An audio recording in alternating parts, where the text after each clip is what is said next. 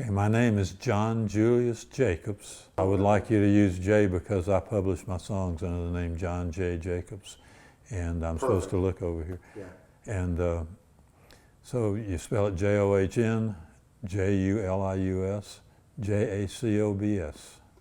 And in the titles, it's John J. Jacobs. John J. Jacobs, that's Yeah. right. Okay, good. And let's see what else I was going to ask you. You don't mind being in the film for Ron Rice? I don't mind.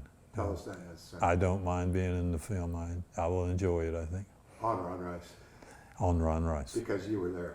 Because I knew Ron, I was there. Can I remember my first recollections of Ron?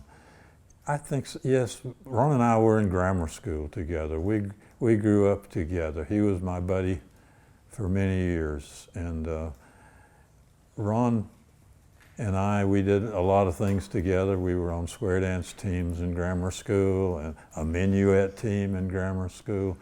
And Ron and I actually took tap dancing lessons together, and my mother took us to lessons the whole time.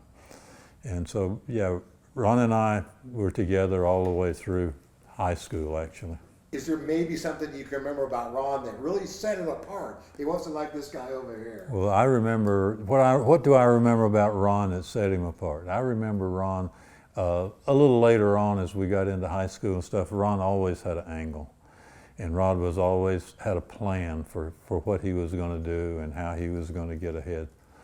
So he was a different kind of guy. He was a go-getter, you know, in terms of, he always seemed like a guy that was going to go into business.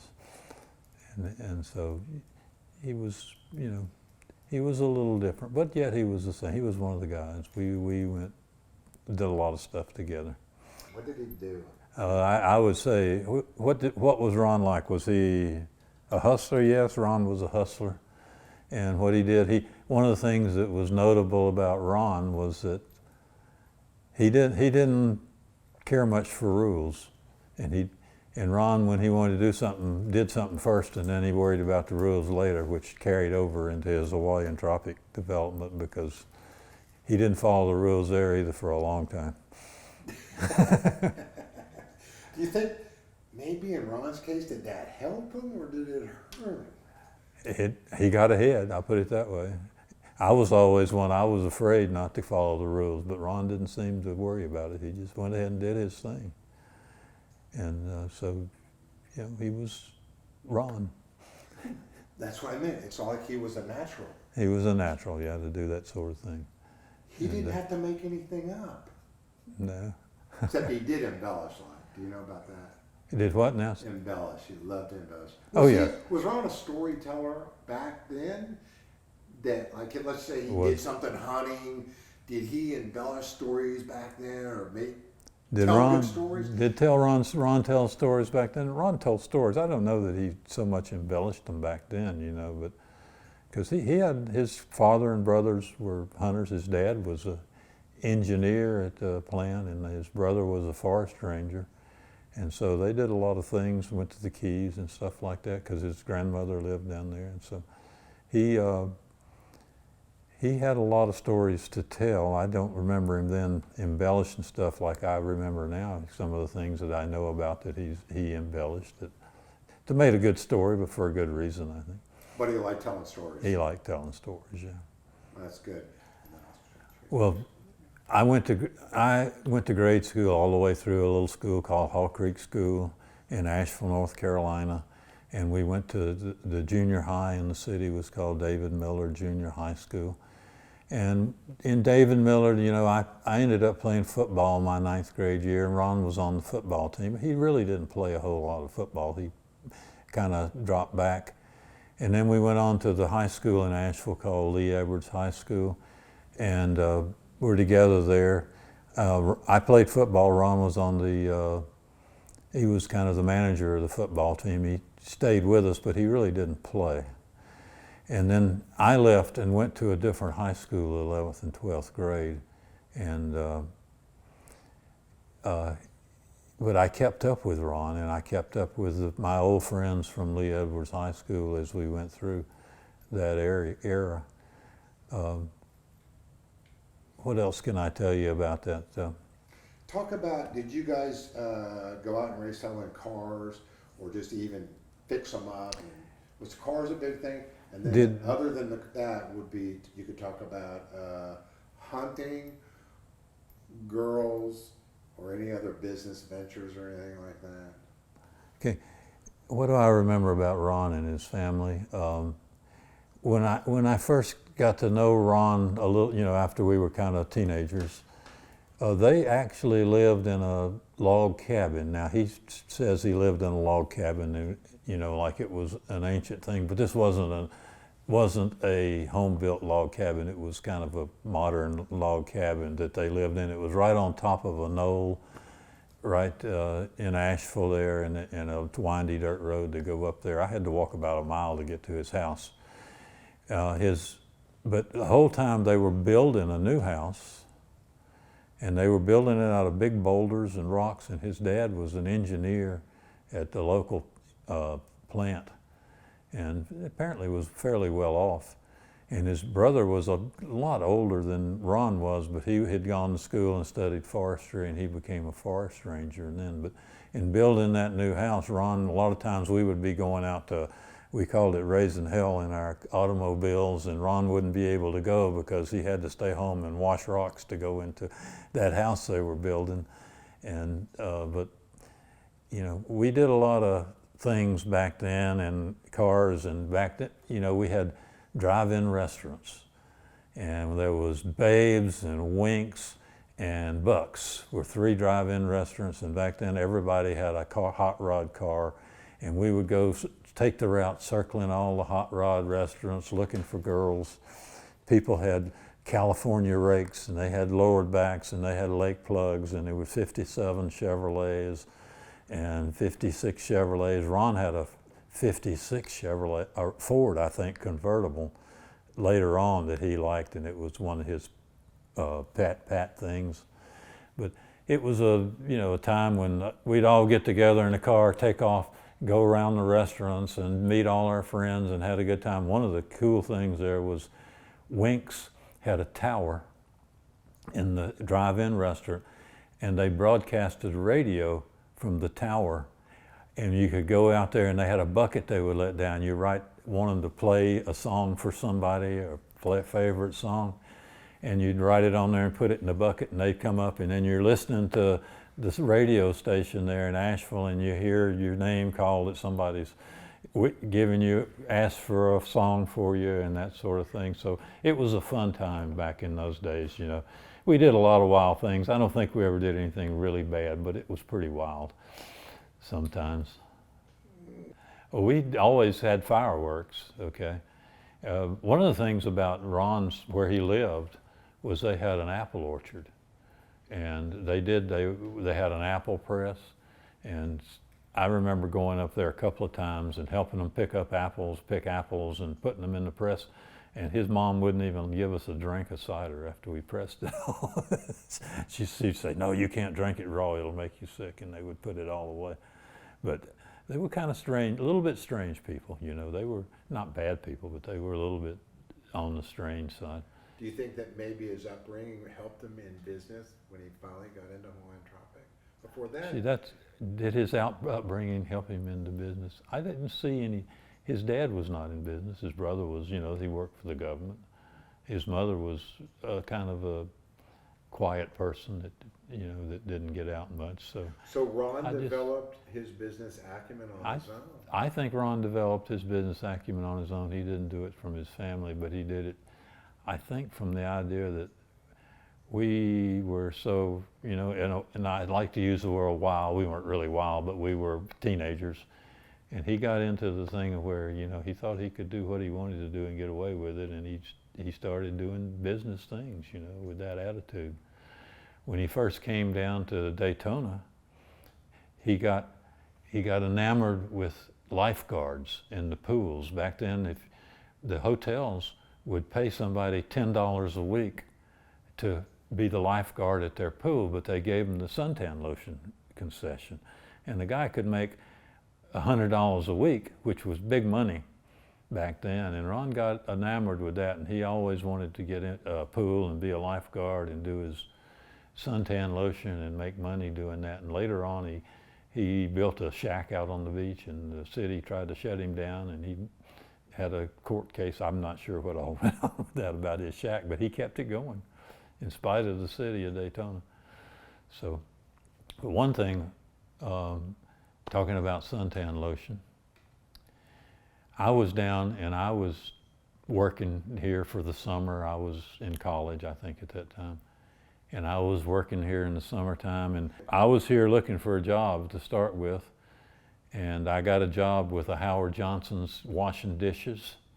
And we were living together, me and my older brother Paul and Ron were all sharing a house that we were living in. And one time Ron went in a dime store and he found a whole bunch of hand lotion on sale.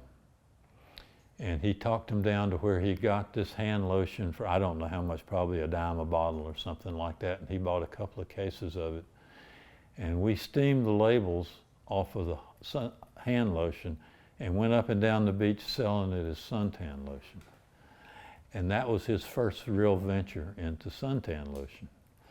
Now he went from that to picking up bottles off the beach and refilling them with mineral oil and then going and selling the suntan lotion as it was, you know, refilled bottles. And eventually, and I had gone home because I left that and started selling ice cream on the beach instead of suntan lotion. But eventually he found out he could get his bottles made, and that's when he really got into it and having his bottles made. And I'm sure you've seen the can that he has on display at Hawaiian Tropic, where he had this trash can and he filled his bottles with the tube on the trash can, and it's on display there. And he was actually the football coach at the junior high school at that time. He was teaching school and was the football coach. And he got his football team to come fill bottles for him on Saturdays. And so that's a true story that he put up, okay? And that was the beginning of Ron Rice and Hawaiian Tropic. It was just one thing after another and getting into it and getting the business going. And I was going to tell you about a little later on. I was married by this time, and me and my wife, this was probably 1966 or something about then, probably 66 or 67. And we had a family vacation in Charleston, South Carolina. And so me and my wife Cosette were in Charleston, South Carolina, and my brother Paul was there because it was a family vacation. And we ran into Ron Rice in Charleston, and he had his briefcase, and he was going from 7-Eleven store to 7-Eleven store trying to get people to put his suntan lotion on the shelf. It was Hawaiian Tropic at that time, and he had it. And he had posters he was putting up, and the posters were him and his friends and his dog. Somebody had taken a picture of it, and he'd made it into a poster for Hawaiian Tropic. And so we got him a date with a girl, and we went out, and we were living in Fort Walton Beach, Florida at that time on the Panhandle. And he offered Cosette the concession for the west coast of Florida, the Panhandle, to do his sales on the west coast of Florida, which he hadn't covered yet. And she kind of laughed at it and didn't take him up on it because it was such, you know, just barely an operation at that point in time. And a few years later, we took a trip. I was in Washington, D.C. by that time, and we took a trip across the country to the Grand Canyon, and the whole country smelled like Hawaiian Tropic, going from Washington, D.C. to the Grand Canyon and back. And he was grossing, I guess, $50 million a year, and she had put it off and laughed at it, you know, that he'll never make it, but he did. And that was our involvement in Hawaiian Tropic. So it seems like I remember the name Tropic Tan that he used to start with, but he married this girl that was a airline stewardess, and she had her normal trip was going to Hawaii and back. And so she would bring back trinkets, you know, coconut faces and all sorts of trinkets from Hawaii, and he would hawk that along with his suntan lotion, and that's when he came up with Hawaiian Tropic and claimed to have a laboratory in Hawaii that they developed the suntan lotion. It was really just, just her flying back and forth to Hawaii, I think. I'm not sure exactly what was going on in Hawaii, but that was it. That was his first wife. I just briefly come down for a week or two, and stay. That was before I was married. Right. Before I went in the service, really, I think. All right, maybe I've got my timing wrong there, I'm not sure. Nice. It's been a long time ago.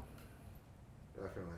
Okay, so you came down and that summer you worked kind of with Ron, or you hung out with Well, Ron? we had 2 days together, I think, selling suntan lotion, and I gave up on it and got a job pushing a ice cream cart down the beach, and didn't make any money at that either. Now, do you remember the point where you knew he had the business? Well, that was like, when we went across country and started smelling, we said, boy, he's really done it. And it was probably in 1976, so, okay. And the question is, when did I know Ron was going to make it? And it was probably in 1976. I was working for the Air Force in Washington, D.C. And Cosette, my wife, and my 2 kids got in our old Chrysler, and we drove across the country to the Grand Canyon and back. And the whole country smelled like Hawaiian Tropic suntan lotion. It had that coconut smell. And I had heard reports that he was really making money down there, and that's when I knew Ron was really going to make it in the business. And it was really funny because it wasn't too much longer after that, I guess. I'm trying to get the timing straight, but my brother Paul was working for the carpet industry as a quality control, and he took a job with Hawaiian Tropic with Ron Rice, and it was his quality control manager at the factory there in Ormond Beach. And actually, one of the things about it, at that point in time, he was putting out a lot of product and had never registered with the Food and Drug Administration. And my brother actually went through all of the paperwork and all the stuff they needed to get him okayed for the Food and Drug Administration and that sort of thing. Ron flew by the seat of his pants. Yes, he didn't care about rules. He just did it, But he did it well when he did it. But then he got into celebrities. Okay, he had some money in his pocket, and he became enamored with celebrities. Okay, so he was really making a lot of money, and he got really enamored with celebrities. And that seemed to be the thing he lived for a long time, was to be in the presence of celebrities. One of the first ones was John Denver, and he ran ski tournaments with John Denver. And then the Cannonball Run movie. He got into the Cannonball Run movie. It was, you're going to have to help me, the actor. The list goes on. Did you realize all the people that he's hung out with? Yeah, I heard about it because my brother was working. Oh, that's right. Okay. But anyhow, he was enamored with, and he got involved with Burt Reynolds in the Cannonball Run movie. And if you go see the Cannonball Run movie, you'll see that the girls are going across the country in a Lamborghini, which was Ron's personal car. And also there was an Hawaiian Tropic race car that was in that movie. And one of the stories, about it was we were down visiting my brother, and we saw Ron, and my kids were grammar school at that time. And so Ron took them for a ride in the Lamborghini. And we got a picture of it, and then they went home and they told all their friends that they had ridden in the Lamborghini from Cannonball Run, and nobody would believe them. They thought they were just making it all up. So we kind of followed that, and he was got to be pretty good friends with Burt Reynolds, and I think he invited one of my friends to come. He was having Burt Reynolds' birthday party in Atlanta, and one of my friends lived in Atlanta, and they called him and said, come to Burt Reynolds' birthday party, and my friend Dick told him, well, Burt Reynolds didn't come to my party, I don't want to come, and kind of upset Ron. But he got into the thing, and he got into the beauty contest. Well, with all that going on, with all his celebrities, and all of his partying, when it was just me and Ron, or me and Ron and a couple of guys we knew, he was the same old Ron. He was, you know, we'd go out to a restaurant and he would not buy anybody a drink. That was Ron, okay, we paid our own. And, but when it came to celebrities, I'm sure that he was putting a lot of money into that too. So. But he was enamored with the celebrities. Went through that, and he still was all the way until he passed away, I think. And he was tight with $1. Yeah, he was tight with $1. So I got more questions, but is there anything that comes to mind that you want to tell us about Ron? well, you know, we talk about Ron and he was tight with $1. It was, you know, that's true. But when Ron knew somebody and knew somebody needed help, he was right there, I think, most of the time. And one of the things that I will give him a lot of credit for is my brother Paul, that worked for him for many years by that time, was in an automobile accident, and he had some brain damage. He was up in North Carolina, and a Coca-Cola truck hit his car, and I thought he was going to die, but he came through it. And and he had some brain damage, and it took him a few weeks to get his consciousness back, really. And Ron took care of him. He went back to work. Ron got transportation. I think he sent a plane up and got Paul transportation back home. And he took care of him and kept him working. And I know for at least a couple of years, Paul was not 100%. But Ron kept him on, and Ron kept him employed and kept him on salary, and actually took care of him. And I was always thankful for Ron for taking care of my brother that way. Okay. Ron had another side, and that was a good side. He took care of people that he cared about. He took care of them. And one of the things I'm very much appreciative of from Ron, that I'll give him a lot of credit for, is when my brother had some brain damage. He was in an automobile accident and was suffering and wasn't himself for a long time. Ron kept him employed at the company, knowing he wasn't very productive. And for a couple of years, he kept him going that way. And I always was really appreciated Ron taking care of my brother Paul that way. When Ron and I were in high school together, we were in the 10th grade, I think, and he got a bad case of athlete's foot.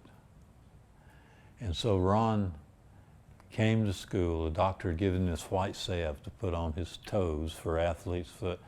And he started coming to school with an old pair of tennis shoes with the toes cut out, and his toes sticking out with all this white salve on his toes. And he got the nickname Fungus. And the nickname Fungus stuck with him until the day he died. People still called him Fungus, the people that knew him. And every time Juan would walk into a crowd of people, somebody would say, "There's a fungus among us." And so that nickname stuck with him. And we still called him Fungus. So where did Ron get the impetus and the knowledge to start a company like Hawaiian Tropic? And, you know, although, you know, the stories say Ron grew up in a log cabin in the hills, Asheville was a pretty urban society, and the schools were very good there. And Ron had a good education, and he went off and got a master's degree at Tennessee, University of Tennessee, I believe, in geology. And so he was not an uneducated person. He came into doing this Hawaiian Tropic stuff after he had been through college and so forth, when he really got into it and really made it successful. So he had a good education, but it was his personality and his drive and his need to get ahead, and his need to not pay any attention to rules, to just go on and do things. And that's what made Ron into entrepreneur that he became. But you know, to think he was just a kid from the hills, that's not correct. He had a good education, grew up in a very upscale city, in a you know, with a good family too. Mm. So he was. What set him apart, I think, was the fact that he always was thinking about and having an angle and how he was going to get ahead in his business, whatever that business was at the time. And he may have broken a few rules, but he actually, you know, got there in the long run. Was Ron's family a typical family? In a way they were. I mean, it was a husband and wife and a big brother and a little sister. But in my dealings with going to his house, things were a little distant between his parents and people that were there. You know, like if kids came to my house, my mother fixed them a treat. She fixed them some drink. We had kids in the backyard playing basketball all the time. And my mother was always there to take care of them, and my dad was out there on the basketball court playing with us. But at Ron's house, you didn't get that much interaction between us youngsters and his family. And of course, his brother was a good bit older and was off at college when I knew him to walk up there. I think Ron, you know, had a family, and the family was nurturing to some degree. His big brother, I don't know what his relationship with him was, but it was distant. And his sister was a few years younger, so although he had a good relationship with her, it wasn't a buddy-buddy type relationship. It was a little sister relationship. So, but she was a pretty sweet young girl, you know, but she was a few years younger than us. If you went just outside of Asheville, 2 or 3 miles on the big highway, you turned off on a dirt road, and it circled back and forth. It went up this, you wouldn't call it a mountain, it was a knob, okay? And there were 3 or 4 houses on the road going up there, and their house was at the top of the knob. They owned the top of this small mountain. And that was very close to a business district in Asheville. In fact, the mountain where his house was got taken over and all of it was torn down, and they built a big mall there later on. But you know, we used to have to drive up the dirt road to get it to his house. So we walked there a lot of times, and we cut through different places through the woods to get there. It was a good long walk to get to his house. It was Ron outgoing. Ron was outgoing. He went to parties, and we went to movies, but we didn't go to movies in the normal way. We went to movies by sending somebody in the front door and opening the exit doors and going behind the screen and into the movie theater, and occasionally getting escorted out. I remember one time I went to a ball game with Ron, and there was a way you had to come down through the woods to the football stadium. It was a high school football stadium up in downtown Asheville, really. And so we came down through the woods, and I saw this private clothes detective, and I knew he had seen me. And I took off and went into the crowd and trying to get away, and I went into the students section and was going through there trying to hide, and there was my dad sitting there on the bench. And I had to sit down by my dad, and the detective came and grabbed me up and took me to the gate and threw me out. And my dad followed me and paid my way in, and we went in and watched the football game. And so, you know, that was the kind of going to the movies or going someplace we did. We always had some way we were going to have more fun than just going to the movies. We liked to go in the exit doors rather than the front door. Dances, girls. Dances. Ron, you like to go dancing? Or did Ron have to get encouraged to get out there? Well, there wasn't kind of a thing where school dances and stuff, yeah, he would go. But one of the things we did when we were teenagers is our mothers, I lived in a neighborhood it was called Beverly Hills, but it was in Asheville. And it was on a golf course, and there was a lot of kids in the neighborhood. And one of the things is our mothers, and Ron's mother wasn't involved with this, he lived just outside the neighborhood. But they got together and said, in the summertime, we want to know where our kids are, so once a week we're going to have a dance. And we would go to different houses, usually at our house, and we would have a dance, and we would put on the record players, and we would all gather there, all the teenagers, and Ron would come to those dances. And incidentally, one of the girls that came to these dances with us that lived in the neighborhood was Miss America 1962, Maria Fletcher. And her dad ran a dance studio in town in Asheville, and she actually went from there and she danced with the Rockettes, and then she won Miss Asheville, and then she went on to Miss North Carolina and Miss America 1962. There was one dance that I recall that Cosette was with me. This was after I came out of the service, was in college, and Ron was back in Asheville at that time. And Cosette and I and Ron went to this dance called the Razzmatazz. It was a big dance that was put on for the city, and it was a big deal in the hotel.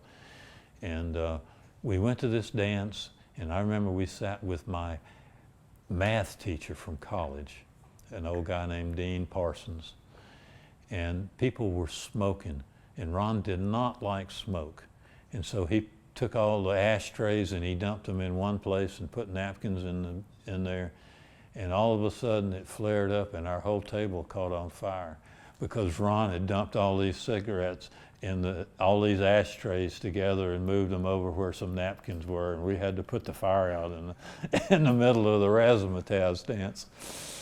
So, but were we chasing skirts? In a way, we weren't big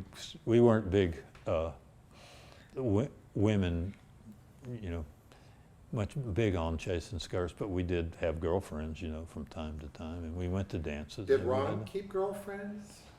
I don't. This was pre-college? This was in college at this time, okay? But he had girlfriends in high school? I cannot tell you a girlfriend that Ron had in high school. Okay, he may have had a girlfriend, but I cannot tell you if one he went steady with or anything like that. Gotcha. But the last couple of years of high school, I was at a different school from him, so I kind of missed that 2 years, 11th and 12th grade, is the time when he would have been having girlfriends, I think. I think Ron stayed in college to keep from getting drafted. Okay, so Ron went out for football in junior high, and then to my recollection, he was the manager on the football team in high school. And he never, in college, he went to the University of Tennessee and he did some graduate school there, and I think he got through the graduate school, I'm not sure. But after that, he actually pretended that he had been a football player and got the job coaching junior high school in Daytona. I remember one time, it was after I was back in college after being in the service, so Ron may have been through college back then. He was back in Asheville. And we got together and they were having this big dance called the Razzmatazz. It was actually sponsored by some of our friends, so we all went to the Razzmatazz ball in Asheville. It was a big city-wide ball. And we went and we were sitting at a table with my professor from college, and people were smoking and leaving their cigarettes in ashtrays, and Ron hated smoking and he hated smoke. And so he picked up all these ashtrays and dumped them it was in a trash can. He dumped all these still burning cigarettes in a trash can.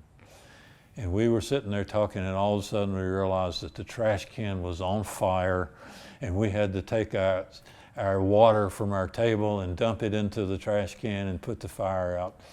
So I think he wasn't thinking too good when he did that. I remember one incident.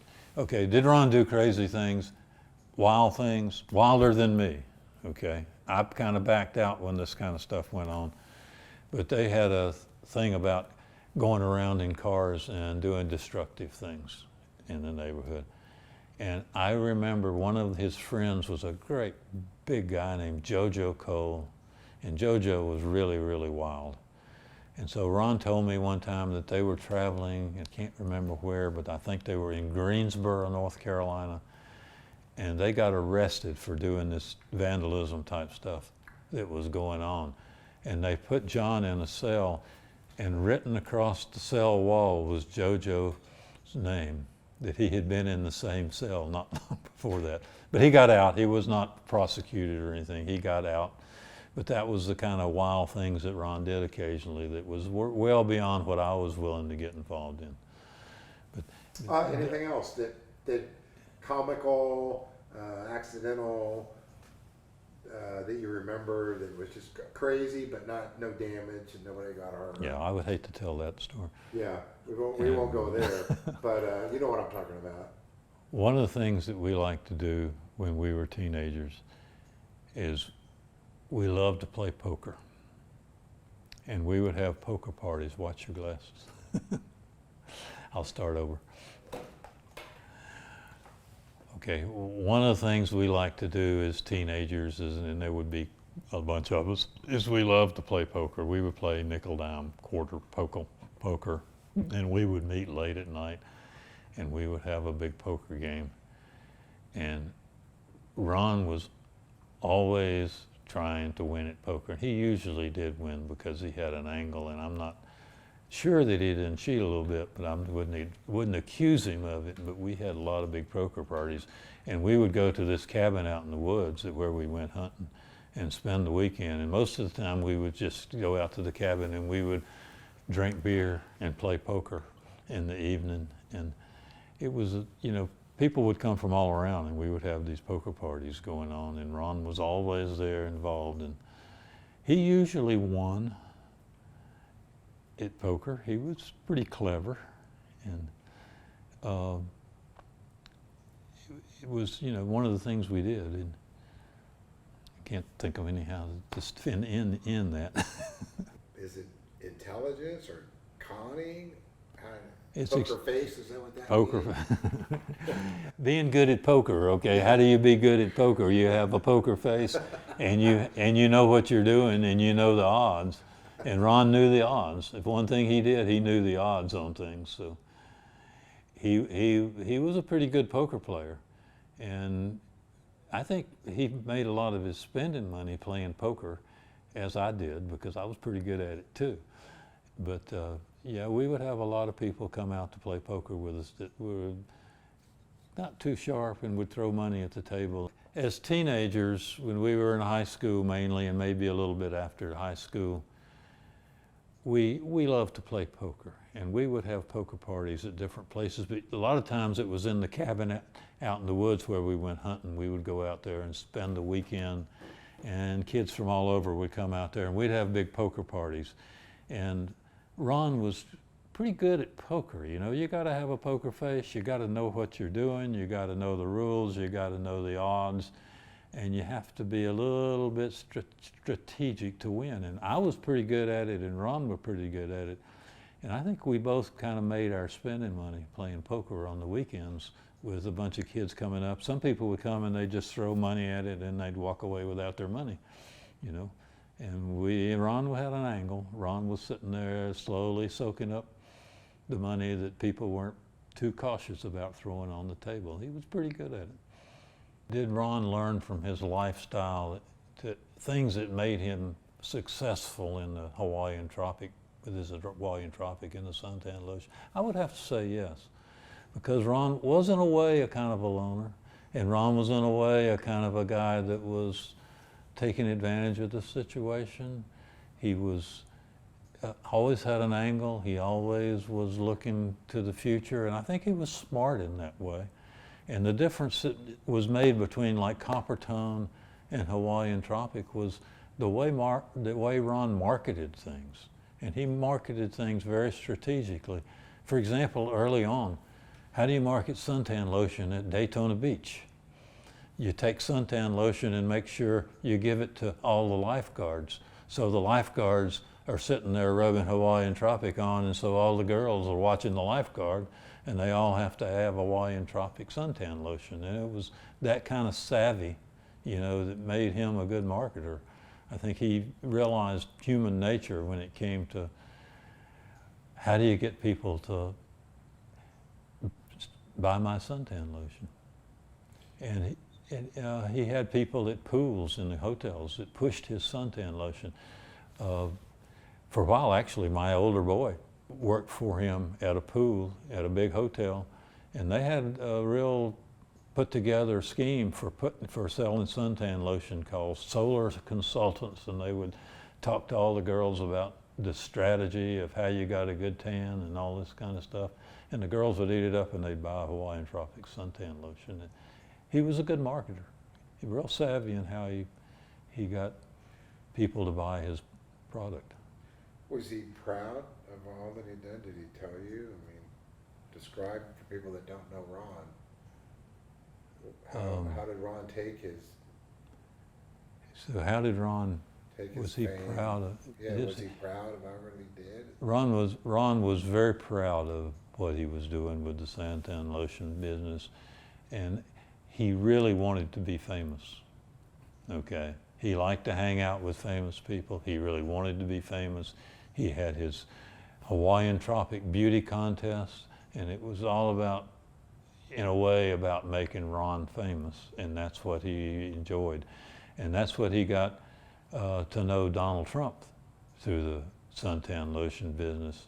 And he really thought that, you know, he could take over part of the fame from the Miss America contest and all that kind of stuff. And he did very well at it. I mean, he was national news all the time with his Hawaiian Tropic suntan lotion and beauty queens.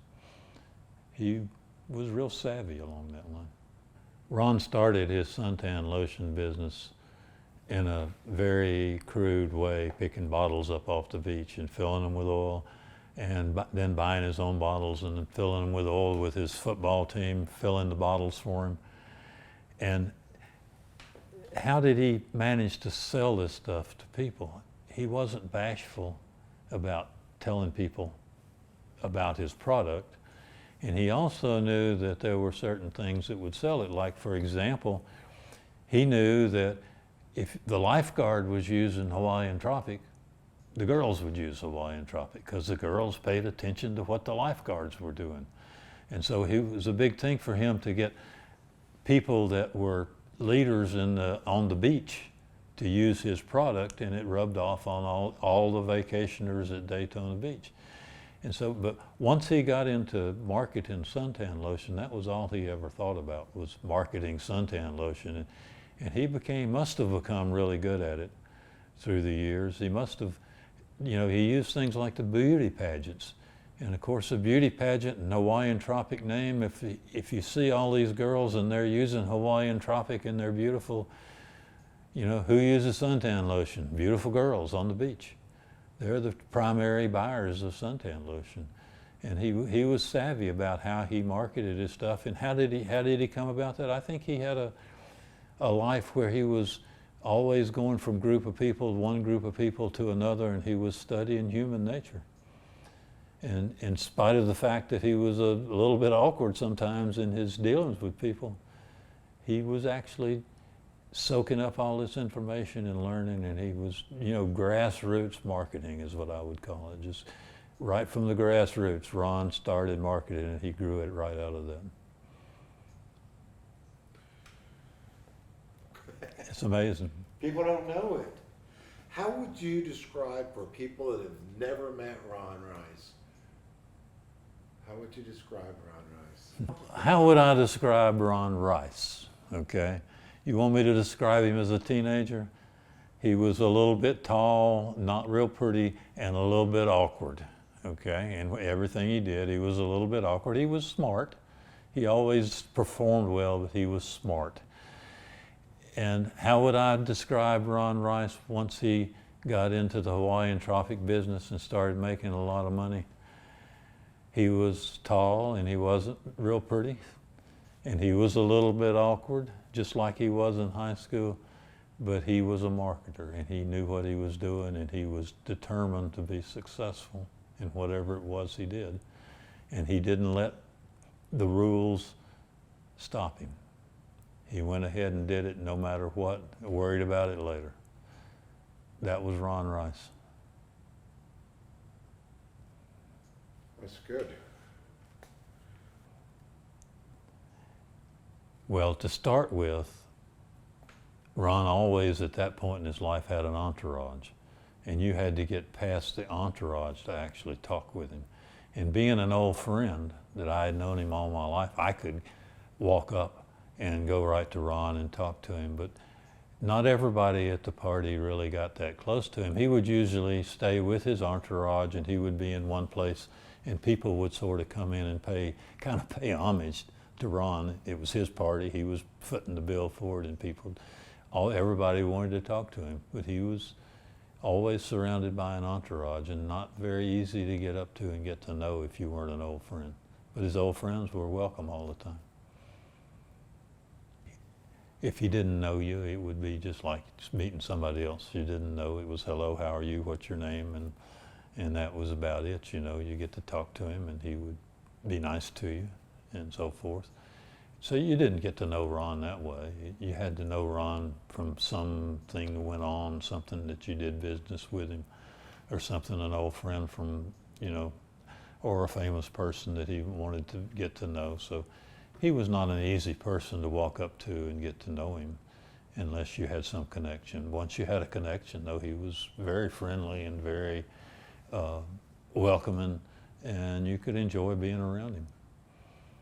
I've been through the house a lot of times. There were a lot of things in there that were crazy, including the nude statue of his wife. I know Darcy was a beauty queen in his Hawaiian Tropic pageants, and Ron was enamored with his beauty queens, and I guess girls that were a bit younger than he was. And I wasn't really here when he got married to Darcy. I know that he spent a lot of money on a wedding and had a big deal, and I know that the marriage only lasted a couple of years, and John Claude Van Damme kind of got involved and broke it up, and Darcy left with John Claude. But I know after that John Claude and Darcy and Ron and their kids were kind of like a family, because they would have Thanksgiving dinners together and so forth. And so I guess it became a situation where, for the kids' sake, that they stayed friends afterwards. I met Sterling a few times, and Sterling, he loved his daughter. He wanted his daughter to do big things, and I think he put a lot of money into getting Sterling in the movies and so forth. He was, every now and then we get an announcement that Sterling's going to be in this movie or that movie, and she was in the movies. Thunder Road was 1958, okay. In Asheville, they came to Asheville and filmed Thunder Road in 1958. Robert Mitchum starred in Thunder Road, and his son was in the movie too. And Robert Mitchum's son had a 1958 Edsel convertible, and he was out checking the drag with us, going around the drive-in restaurants looking for girls. And there was a young guy, I can't remember the name, that was a singer. His son was there in an Edsel socializing and going around the drive-in restaurants with us, and we were out checking a drag, we called it. Was Ron trying to get in the film? No. He's in the film. But if you watch the Thunder Road film and you see the hot rods, those hot rods belong to our friends, the kids that were teenagers in Asheville at the time they filmed that film. And I think it was 1958, if I'm not mistaken, when they did that, which was my senior year in high school. And so they left wrecks around the mountains where if you'll notice the first scene, a car comes and does a bootlegger's turn, and the car actually flips over, and they come out in a different car than they went in with. And so the end scene where they go inside was in an office supply store downtown in Asheville. So it was all done right there, and I watched it not long ago, and it was really interesting to see the old cars and the hot rods and the things that we knew about with the time they were there. Did Ron want to ever be in the movies or anything? He said he wanted to be famous. That was later in life. Yeah. But back then, was there anything? I don't recall Ron being involved in that at all. Or did Ron have a drive to be famous after you realized when he was growing apples? Did he go back to there? No. No, I don't think so. So that evolved in his life. Right. he was never outgoing enough to try to be in photos or. Not that Yeah, I know. that would be- No, Ron was awkward a bit socially, but he was not shy. Okay, because he would walk up to anybody and say what he wanted to say, but he was socially awkward as far as that. And he did like to hang around with the older boys that were big shots in high school and that sort of thing. So he kind of liked to hang around with the important people even in high school. But he was not shy, but he wasn't real smooth, and you know what I mean. He wasn't socially smooth back then. I would not have said back then Ron was driven. I'm sure he was, but I knew of things that he did, things to make money that were not quite on the up and up that I won't go into. Okay. But and so he had an angle to make money just about the whole time I knew him. He was always trying to make money one way or another, and it wasn't always very honest. Okay. Was Ron driven? Did he change? Ron, I think more than, I think he was driven, but I think his success emphasized the fact that he was driven. In other words, he got more and more driven as he got more and more successful, and he got more and more involved in trying to be a big shot, trying to be famous, and trying to be with famous people because of his success. He was able to do it, and so he went further than he did earlier in his life. To that degree, it augmented his drive, the fact that he was successful. Later in life, Ron became very obese. Okay, and that really changed him. The fact that he was obese, he was still trying to be the Ron Rice, the tall, slim guy that he was when he was a teenager or a young man with all of his drive and business. But I think that the fact that he became so obese really slowed him down and really caused him to back off with a lot of things he really could have been doing if he hadn't done that. I don't know what caused it. I know that that was a family trait. His father was built the same way, and his brother was built the same way. Same body shape, not quite as obese as Ron got. And he never was a warm, fuzzy person, okay? It was he was okay, he was nice enough, but you never felt like he was really a good friend, or he was really cared about you, although he did, and a lot of times he did, but he just wasn't a warm, fuzzy person.